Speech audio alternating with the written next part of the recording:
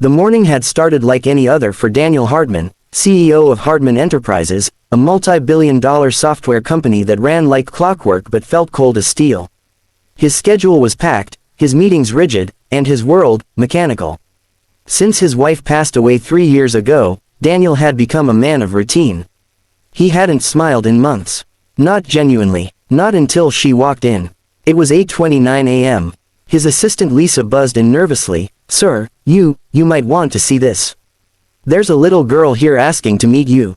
Says it's about the position her mother applied for." "What?" Daniel raised an eyebrow, barely looking up from his tablet. "Tell her HR handles that." "I tried, sir," Lisa whispered, "but she's already in the lobby.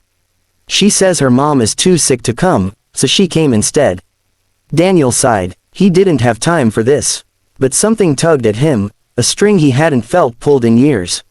Maybe it was the memory of his own daughter, who would have been about that girl's age now. Maybe it was the way Lisa's voice trembled. Or maybe, fate had plans of its own. "Send her in," he muttered, straightening his tie and setting the tablet aside. The door creaked open, and there she was, 6 years old. A wild tangle of dark hair framed her face. Her clothes didn't match, her coat was too big, and her boots made clunky noises with every step. But her eyes, they were fierce, brave, and scared all at once. "Good morning, Mr. Boss," she said, walking up to his towering desk. "I'm Amara. My mom, she was gonna come for the job interview, but she got real sick this morning. She said it was important, so I came instead." Daniel blinked. He didn't know whether to chuckle or be alarmed. "You came, instead?" "Yes, sir," Amara nodded solemnly. "I brought her resume. It's crinkly because it rained, but the words are still good." She reached into her pink plastic backpack and pulled out a water-stained resume, folded into quarters. Then, as if it were a treasure, she placed it on the polished mahogany desk. He looked down. The name was Emma Collins. Emma Collins, he remembered that name. A former systems analyst who had applied for a customer support role just last week. Her resume hadn't stood out much, until now. Daniel leaned back in his chair. "Where's your mom now?" "She's in bed," Amara whispered. "We don't have a car, and the buses stopped near our street. She said if she missed this interview, she might never get another one. So I came. Please don't be mad." "Mad?" Daniel's chest tightened. No one had ever spoken to him like this. Not in years. Not with such honesty. "Do you know what job your mom was applying for?" he asked gently. Amara nodded. "Something with computers. She always says she loves solving puzzles. Like me, I'm really good at puzzles. I can do 100-piece one by myself." Daniel chuckled softly, despite himself. The girl's confidence was charming, disarming even. "And what would you like me to do, Amara?" She tilted her head. "I don't know. Maybe. Give her a chance. She's really smart, and she never gives up. Even when she's coughing or her eyes look sad." Daniel felt a lump form in his throat. It had been years since anyone stepped into his office without fear.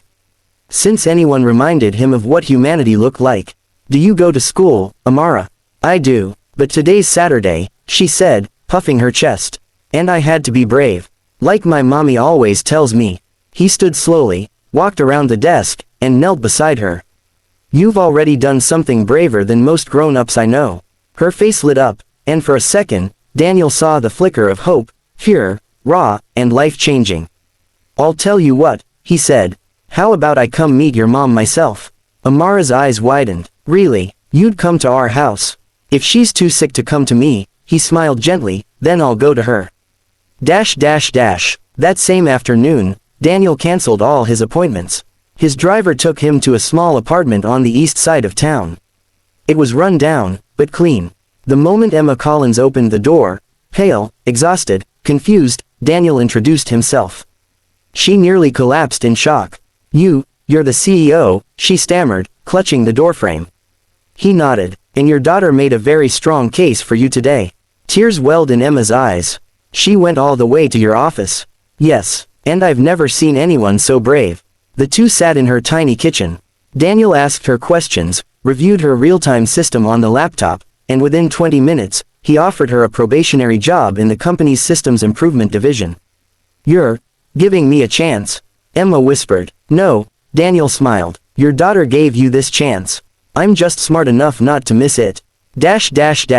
End of chapter 1. Right arrow if this story is touching your heart, make sure you hit that like button and subscribe for part 2, because what happens next will surprise you even more. Emma had never felt so seen in her entire life. By the time Daniel left her small apartment that day, she had a job offer, a laptop that actually worked, courtesy of Daniel's assistant who arrived hours later, and more importantly, something she hadn't had in years, hope. But the one who smiled the most was Amara. She skipped around the living room humming victory tunes while her mom stared at the job letter in disbelief. Daniel, however, wasn't done. That night, sitting alone in his penthouse office, Daniel stared at a child's drawing Amara had handed him before he left. It was a crude crayon sketch of him, her, and Emma, smiling, with big colorful hearts above their heads.